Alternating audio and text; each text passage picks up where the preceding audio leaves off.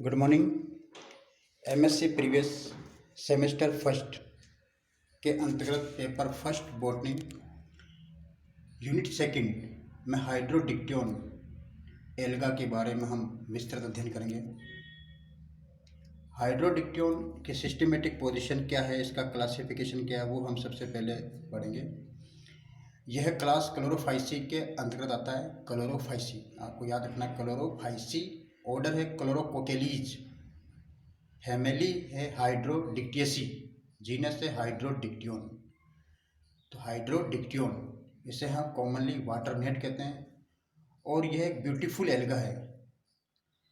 और इसका जो थैलस स्ट्रक्चर है वह हेक्सागोनल या पेंटागोनल एक नेटवर्क, एक मैशेस की तरह दिखाई देता है, इसलिए इसका कॉमन जो नाम है वो है वाटर नेट। इसकी वैसे तो 5 स्पीशीज पाई जाती है, लेकिन भारत में 2 स्पीशीज सभी जगह पाई जाती है। और ये जो स्पीशीज है इनमें जो वेरी कॉमन जो स्पीशीज है वो है हाइड्रोडिक्टियन रेटिकुलेटम। तो आपको एक स्पीशीज याद रखना है, दोनों ही स्पीशीज याद कर लेना। कभी एग्जाम में आ जाता है कि हाइड्रोडिक्टियन की भारत में पाई जाने वाली 2 स्पीशीज के नाम बताइए। तो एक तो हाइड्रोडिक्टियन रेटिकुलेटम और एक हाइड्रोडिक्टियन इंडिकम। इंडिया से ही इसका नाम रखा गया इंडिकम। तो दोनों स्पीशीज आपको याद रखना है। और यह दोनों स्पीशीज जो है सभी जगह पाई जाती है, लेकिन बरसात के समय ही यह नदी नाड़ें या झीलें या जो पोखर वगैरह है उसकी जो पानी की सतह है उस पर बहुत तेज़ी से ग्रो करता है। और पूरे कभी कभी तो ये बहुत तेज़ी से ग्रो करता है। इसका जो लेंथ है वो 30 से 60 सेंटीमीटर तक बढ़ जाती है और पूरा का पूरा जो पानी की जो सतह है ऊपर की, वो पूरी की पूरी इस हाइड्रोडिक्टियन से कवर हो जाती है और इसमें फिश वगैरह फंस जाती है। और जब इस हाइड्रोडिक्टियन की जब डेथ होती है तो ये नीचे तली में इकट्ठा हो जाता है। और ये एक नॉन मोटाइल है, मतलब इसमें कोई सील या फ्लैजेला नहीं होता है। ये इसमें लोकोमोशन नहीं होता है, इसलिए ये नॉन मोटाइल है। तो देखिए लिखा हुआ है hydrodictyon is a non motile. Non motile का मतलब है ये चलता फिरता नहीं है, वाटर करंट से ही इधर उधर हो सकता है। और सिनोबियम है। सिनोबियम का मतलब है कि इसकी कॉलोनी जो होती है इसमें जो नंबर ऑफ सेल्स हैं वो फिक्स्ड होती है, बाद में इनका नंबर नहीं बढ़ता है। और मैक्रोस्कोपिक है क्योंकि बहुत बड़ा है। और ब्यूटीफुल एल्गा है, जैसे मैंने बताया कि सुंदर है, एक नेटवर्क की तरह दिखाई देता है। जैसा कि मैंने प्रैक्टिकल में भी तुमको दिखाया था हाइड्रोडिक्टियन, तो बहुत ही सुंदर सा दिखाई देता है और पहचान में आ जाता है इजीली कि इसका हेक्सागोनल या पेंटागोनल स्ट्रक्चर से पहचान में आ जाता है। इसलिए इसका network net like plant body, इसलिए इसको वाटर नेट कहते हैं। और ये बताया कि इसमें 5 स्पीशीज है, लेकिन भारत में 2 स्पीशीज पाई जाती है, हाइड्रोडिक्टियन रेटिकुलेटम, हाइड्रोडिक्टियन इंडिकम। Hydrodictyon reticulatum is cosmopolitan in distribution. The species are commonly found between spring and rainy season in slow running water और स्टिल वाटर। स्टिल वाटर जब पानी रुक जाता है ना उसे स्टिल वाटर कहते हैं, जैसे पॉन्ड है, पुल है या लेक से। इट जनरली सामान्य फ्लोट करता है किस पे, surface of the water, but may also lie on the bottom. मैंने बताया कि ये तली में भी आ जाता है, जब डेथ होती है तली में आ जाता है। वेरी ऑफन मतलब प्राय कभी जो है प्रोफ्यूज ग्रोथ, बहुत तेज़ी से ग्रोथ होती है और ऐसे बहुत बड़ी साइज हो जाती है। एज्यूम मतलब कल्पना करते हैं कि बड़ा साइज है और कवर द एंटायर पॉन्ड, और पूरे पॉन्ड को कवर कर लेता है। तो यह करेंस हो गया, मतलब प्राप्ति स्थान हो गया, पहला हेडिंग। दूसरा हेडिंग है थैलस स्ट्रक्चर। अब इसका थैलस कैसा है, मतलब इसमें थैलस मतलब होता है कि रूट शूट स्टेम वगैरह कुछ नहीं होते हैं, उसे थैलस कहते हैं। थैलोफाइटा को में अंतर्गत आता है, एल्गी, फंजाई, तो ये थैलस स्ट्रक्चर है। तो थैलस बेग लाइक स्ट्रक्चर होती है थैलस। ये इसका जो सिनोबियम है ये होलो है, सिलिंड्रिकल है, नेटवर्क है और दोनों एंड से क्लोज रहता है, जैसे कि डायग्राम में दिखाया गया। देखिए ये दोनों एंड से, ये आधा डायग्राम इधर आ रहा है और आधा डायग्राम, ये दोनों एंड से क्लोज है, पूरा क्लोज है और फ्लैट है, मतलब चपटा है और सोसर शेप, सोसर की तरह इसका शेप है। और इसकी जो साइज़ है वो 30 सेंटीमीटर है, 20 से 30, कभी कभी जो है 60 सेंटीमीटर से लेंथ बढ़ जाती है। The mature net of coenobium is made up of few hundred to several thousand cell, मतलब इसमें 100 से लेकर के कई थाउजेंड सेल्स का बना होता है। These cells are joined at the end, इसका जो एंड होती है वहाँ पे जॉइंट होती है और एक पेंटागोनल या हेक्सागोनल स्ट्रक्चर बनाती है। जैसे ये पेंटागोनल हेक्सागोनल है ना, तो इसमें एक एंगल पे 3 सेल्स, 3 से या 6 सेल्स, ज़्यादातर 3 सेल जुड़ जाती है ना, कभी कभी 6 सेल्स भी जुड़ जाती है ना। तो ये these structures are called meshes. Meshes का मतलब होता है जाल जैसा। Each mesh interspace is generally bounded by 5 और 6 सेल्स। 5 और 6 सेल्स से जुड़ जाता है, कभी कभी 3 सेल जुड़ जाता है। Each angle of the net mesh meet 3 cells, हर एंगल पे 3 सेल्स मिलती है, मतलब एक एंगल पे 3 सेल्स मिलती है। तो ये डायग्राम में स्पष्ट दिखाया गया है। थैलस का स्ट्रक्चर है ये। थैलस के बाद है इसका, ये देखिए ये थैलस का स्ट्रक्चर को बड़ा करते हैं पर ये देखिए ये इसमें 3 सेल्स मिलती है हर एंगल पे। ये देखिए एक इधर आ रही है, ये थोड़ा बड़ा कर देते हैं, एक इधर आ रही है, एक इधर आ रही है, 3।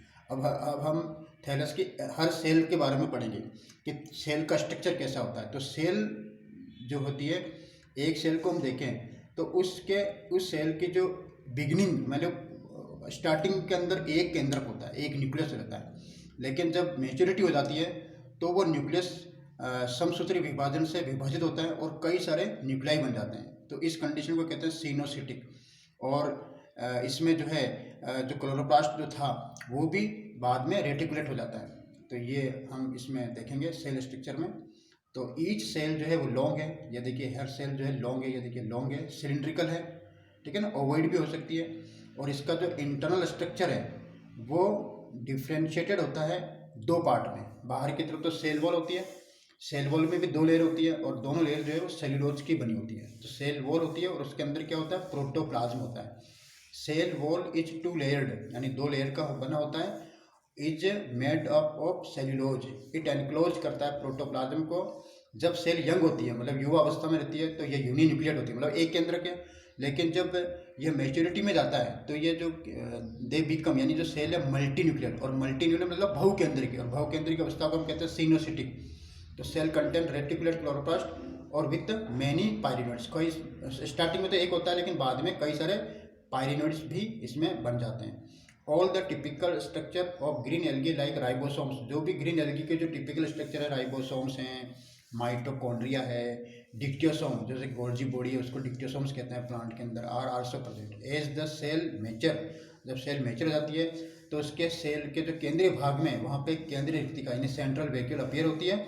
And the protoplasm become peripheral, और प्रोटोप्लाज्म कैसा हो जाता है, पेरिफेरल, क्योंकि बीच में तो केंद्रीय रिक्तिका गई, सारा स्थान उसने घेर लिया। तो प्रोटोप्लाज्म धक्का देने के बाद वो सेल वॉल के नियरेस्ट आ जाती है, प्लाज्मा मेम्ब्रेन के बिल्कुल नियरेस्ट आ जाती है, इसलिए प्रोटोप्लाज्म जो है वो पेरिफेरल हो जाता है। अब हम बात करते हैं इसमें जनन की, रिप्रोडक्शन की। तो रिप्रोडक्शन की 3 विधियां हाइड्रोडिक्टिल में पाई जाती है। एक तो है वेजिटेटिव और दूसरा है असेक्सुअल और सेक्सुअल, यानी कायिक जनन, अलैंगिक जनन और लैंगिक जनन, तीनों जनन पाया जाता है। तो सबसे पहले हम वेजिटेटिव की बात करेंगे। वेजिटेटिव रिप्रोडक्शन, वेजिटेटिव रिप्रोडक्शन जो है फ्रेगमेंटेशन यानी खंडन के द्वारा होता है। सिनोबियम जो है वो ब्रेकअप हो जाती है, अलग अलग टुकड़ों में टूट जाती है, और हर जो फ्रेगमेंट है वो हर फ्रेगमेंट के अंदर एक कैपेबिलिटी होती है कि वो नया सिनोबियम या नई कॉलोनी को बना ले। तो ये देखिए it takes place by fragmentation, coenobium breakup हो गया इनटू स्मॉल पीस, और उसके कहते हैं fragments which have capability to grow into new colony, यानी न्यू कॉलोनी मतलब coenobium. It may be due to water current, या तो वाटर करंट से आ जाता है या movement of aquatic animals. Aquatic animals ने मान लीजिए इसको जैसे फिश ने खाया तो आधा भाग तो बाहर ही गया, आधा भाग अंदर आ गया मेश का यानी उसकी कॉलोनी का। तो जो टूटा हुआ भाग या जो टुकड़े हैं वो वापस नए हाइड्रोडिक्टियन में कन्वर्ट हो जाता है।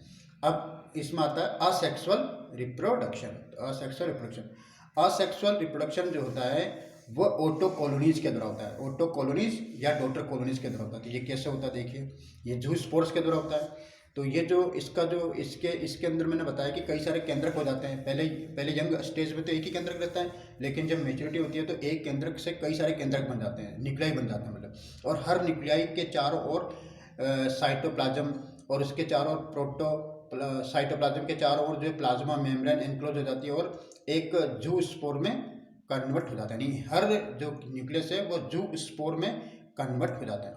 अब सबसे बड़ी बात यह है कि ये जू स्पोर जो होते हैं ये बाहर नहीं आते हैं, ये जू स्पोर अंदर ही जो है एक हेक्सागोनल स्ट्रक्चर के अंदर कन्वर्ट हो जाते हैं। ये बहुत इंपॉर्टेंट पॉइंट है, ये हेक्सागोनल स्ट्रक्चर में कन्वर्ट हो जाते हैं। जैसे देखिए यहाँ पे ये जू स्पोर है, देखिए खूब सारे जू स्पोर ये अरेंज हो गया, देखिए ये जू स्पोर है, ये जू स्पोर अरेंज हो रहे हैं, देखिए ये अरेंज हुए, इनका अरेंजमेंट हो गया कैसे, हेक्सागोनल, जैसे इसकी कॉलोनी होती है वैसे अरेंजमेंट हो गया। और इस तरह से खूब सारी जो है सिनोबिया बन जाते हैं, एक सेल के अंदर खूब सारे सिनोबियम बन जाते हैं। ये देखिए खूब सारे बन गया ना, ये देखिए। तो ये जू स्पोर जो बाहर आते हैं। और ये असेक्सुअल रिप्रोडक्शन जब भी कभी होता है तो एक बात का ध्यान रखो, ये जब भी कभी होगा तो ये फेवरेबल कंडीशन में होगा, जो एनवायरनमेंट है उसमें पानी की मात्रा अधिक हो और सारी कंडीशन जो है फेवरेबल हो, तभी ये तेज़ी से होता है। इसलिए जो हर सेल है वो एक जू स्पोर एंजाइम की तरह बिहेव करती है, जू स्पोर को बनाने वाली सेल। अब ये मैं ऊपर से पढ़ लेता हूँ। It takes place by the formation of auto colonies और daughter colonies. These colonies are formed by the biflagellate, यानी दो फ्लेजिला होते हैं, यूनिन्यूक्लियर जूस्पर। मैंने बताया कि हर न्यूक्लियस से जूस्पर बनता है, यूनिन्यूक्लियर मतलब एक केंद्र की zoospore. Under favourable condition, favourable condition बता ही दिया मैंने। Each coenocytic cell behave as zoosporangium, पूरी जो सेल है उसमें खूब सारे न्यूक्लियाई है, तो वो एक जूस्पोरेंजियम की तरह बिहेव कर रही है। इनके जो न्यूक्लियाई है, it's nuclei undergo mitotic division, बहुत तेजी से और डिवाइड होता है, न्यूक्लियाई खूब सारे बन जाते हैं। देखिए इनका नंबर जो है कितना हो गया, 7000 से लेकर के करीब 20,000 तक नंबर हो गया, मतलब इतने सारे न्यूक्लियाई बन गए। तो इतने ही जूस्पोर बनेंगे, जितने न्यूक्लियाई उतने ही जूस्पोर बनेंगे। Protoplasm gets segmented into as many segments as there are nuclei, जितने न्यूक्लियाई उतने ही प्रोटोप्लाज्म बन जाएंगे। Each segment gets surrounded by small amount of cytoplasm and limiting membrane and develop to whiplash type. Whiplash का मतलब होता है कि दोनों जो फ्लेजिला होंगे वो स्मूथ हो गए। स्मूथ मतलब उसके अंदर कोई फाइबर वगैरह या कोई फ्लीमर वगैरह नहीं होंगे, स्मूथ सरफेस के होंगे, इक्वल साइज के होंगे, तो इक्वल फ्लेजिला हो गए। And represents biflagellate zoospore. In hydrodictyon, अब पिकुलियर फिनोमेना, पिकुलियर मतलब विचित्र घटना पाई जाती है। Is observe the zoospore thus formed are never liberated outside the parent cell, parent cell से बाहर नहीं आते हैं। द रिमेन मोटाइल, ये अंदर ही मोटाइल रहते हैं, within the restricted region, एक पर्टिकुलर रीजन के अंदर, within the cell. After swimming, मतलब जब इसमें एक पर्टिकुलर रीजन में फ्लेजिला है ना, तो उससे ये स्विम करेगा, और स्विम करने के बाद वहाँ पे जहाँ पे अच्छा इनको जहाँ पे अच्छी जगह दिखेगी वहाँ पे ये रुक जाएंगे, और वहाँ जाकर के इनके जो फ्लेजिला है वो ख़त्म हो जाएंगे, और ख़त्म होने के बाद ये एक ऑटो कॉलोनी में कन्वर्ट हो जाएगा। they remain motile within the restricted region within the cell. After swimming inside the cell they ultimately withdraw मतलब खत्म हो जाएंगे, withdraw मतलब फ्लेजिला को अंदर ले लेगा। their flagella and get themselves अपने आप arranged into characteristic hexagonal और pentagonal fashion to form a new net, और न्यू बन जाएगी।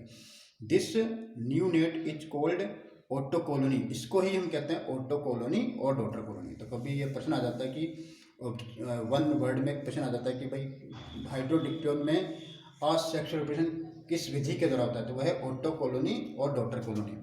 The auto colonies are liberated by disintegration of the parent cell wall. The number of the cells in the daughter colony is fixed. जो daughter colony में जो number of sales था, जैसा कि मैंने बताया कि नंबर ऑफ सेल्स मतलब वो डिपेंड करता है कितने न्यूक्लियाई है, जैसे मैंने बताया 7,000 से 20,000 से, तो उसके बाद इनका नंबर नहीं बढ़ेगा, इनके नंबर जो है वो फिक्स्ड हो जाएगा। बस केवल इनके जो ऑटो कॉलोनी इनकी ग्रोथ होगी बस, और कुछ नहीं होगा। तो नंबर जो है of the cells in the daughter colony is fixed. Further growth of the coenobium is entirely due to increase in the cell size and not the number of the cells.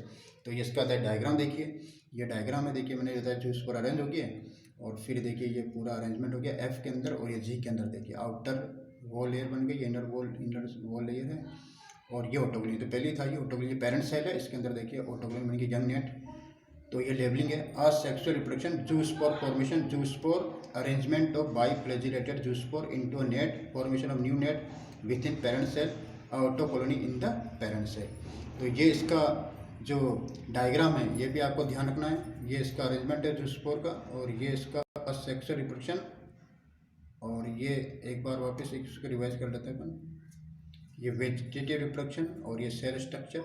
तो यहाँ से सबसे पहले आपको इसकी systematic position अगर पूछे तो क्लोरोफाइसी, क्लोरोकोकेलिस, हाइड्रोडिक्टेसी और हाइड्रोडिक्टियन। इसका सेक्सुअल रिप्रोडक्शन हम बाद में पढ़ेंगे, सेक्सुअल रिप्रोडक्शन का अलग से हम एक लेक्चर देंगे। अभी आपको जैसे इसका हाइड्रोडिक्टियन की systematic position, occurrence, thallus structure, फिर सेल स्ट्रक्चर, फिर इसके बाद रिप्रोडक्शन 3 विधियाँ जो होती है वो पाई जाती है। Vegetative, asexual, sexual.